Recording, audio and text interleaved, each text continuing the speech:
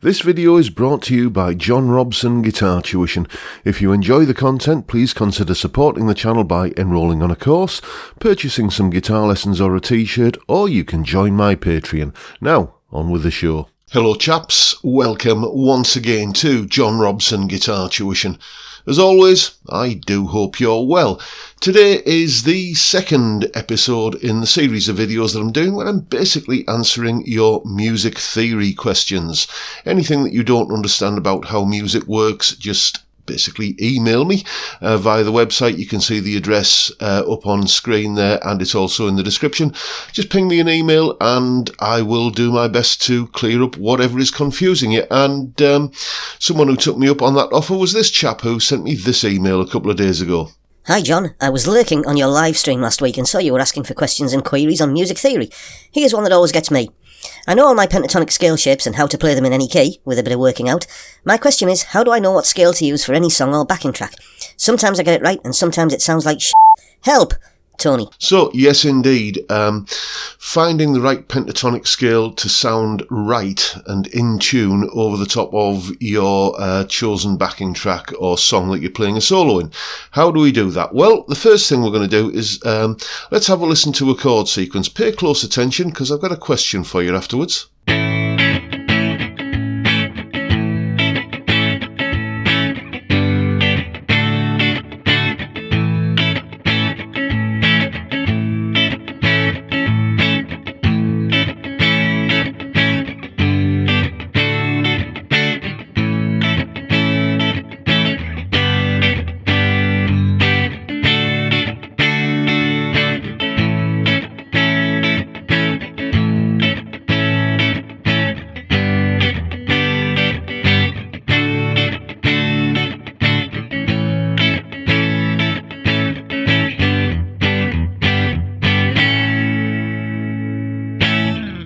So, here's the question. What key is that chord sequence in? Because, you know, you want to know what key to play your lead guitar in, don't you?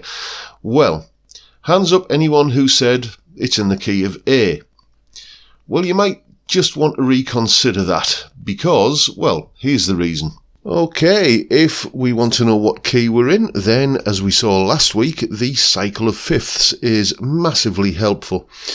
Basically what you do is you locate the key that you're interested in this case A, and then you go to the segment either side of A, and that will tell you the chords, the major chords at least, in that key. And as you can see, the key of A has the chords of A, D and E. Those are the major chords, and those are not the chords that were in that chord sequence.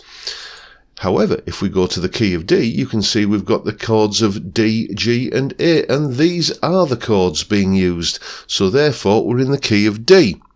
Does that mean that we will play over that chord sequence with D major pentatonic? Well, let's find out. Okay, so fair enough, we know that that chord sequence is in the key of D. So, does that mean we play, as I said there, does that mean we play D major pentatonic over it? Well, we could try it. It might sound like this.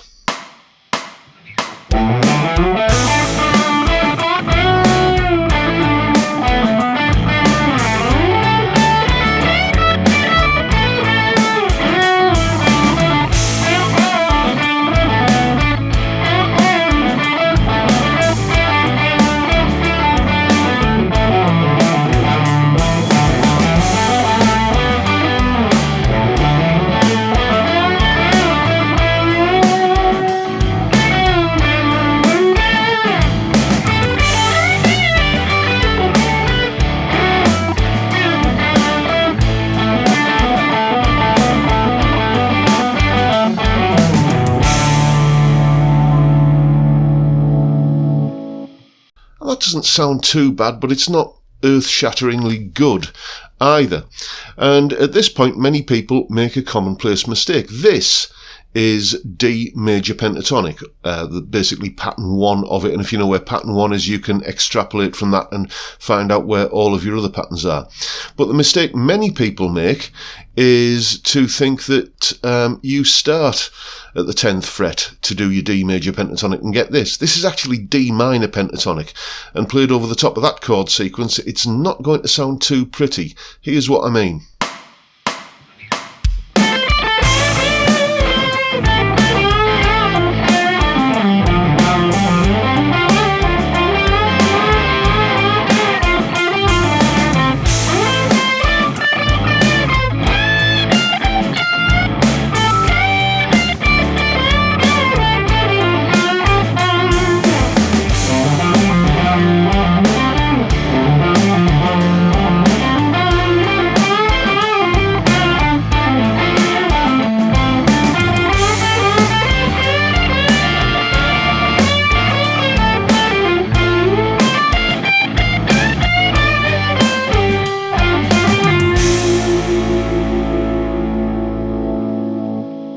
So I think that might be what Tony was referring to in that email.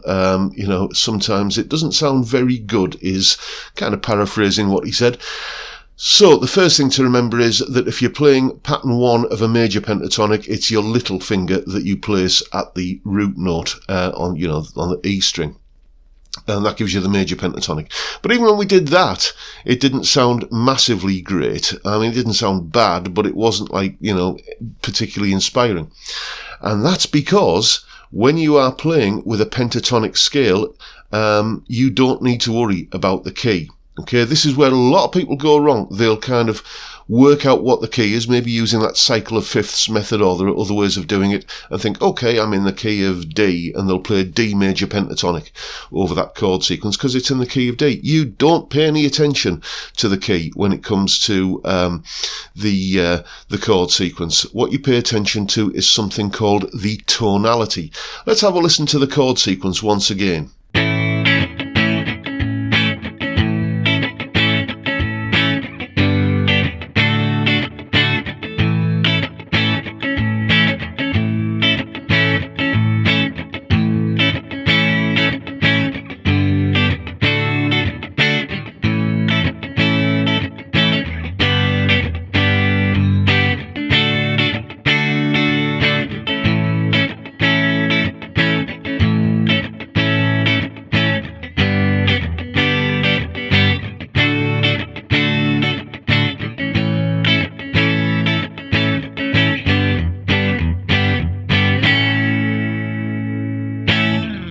Now, you can hear, listening to that chord sequence, that everything sounds settled, everything sounds resolved. Any sense of movement in the chord sequence has, kind of drawn to a close when you hit the A major chord, not the D major chord. It's in the key of D major, we know that, but A major is the chord which resolves it. That is the tonality, and that is the chord that you reference when you're thinking of your pentatonic scale. Here's the backing track again, and this time we're going to play A major pentatonic over it. So it's going to be that same shape for pattern 1, but this time our little finger is at the 5th fret, as you can see, which means that we're actually putting our first finger on the 2nd fret. And then, as I say, once you know where pattern 1 is, you can extrapolate from that and get all of your other patterns. And if you do that and play over the top of that chord sequence, finally you get something that sounds like it belongs there. Have a listen.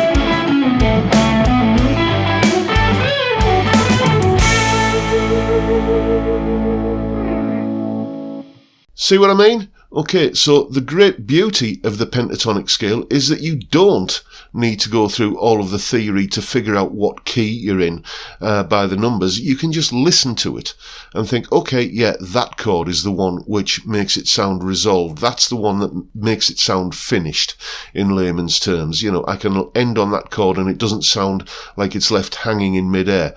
And in this case here, that is the A major chord. But we're in the key of D, remember? But the D isn't the chord which resolves it, which makes it sound finished. It's the A chord.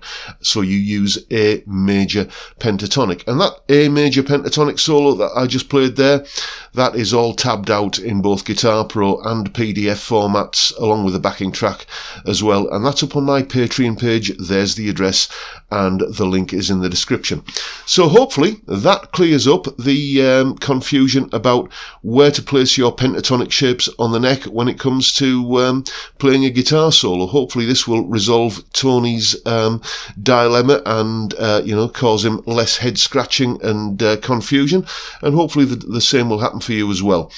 And that is pretty much it for today's video, folks. Hope you've enjoyed it. I hope you found it useful and informative. And if you have, please hit the subscribe button and the notification bell if you haven't already done so. And why not give me a like while you're at it? I'll just say again, if you have any music theory related questions or queries, send me an email and I will probably end up making a video about whatever's on your mind.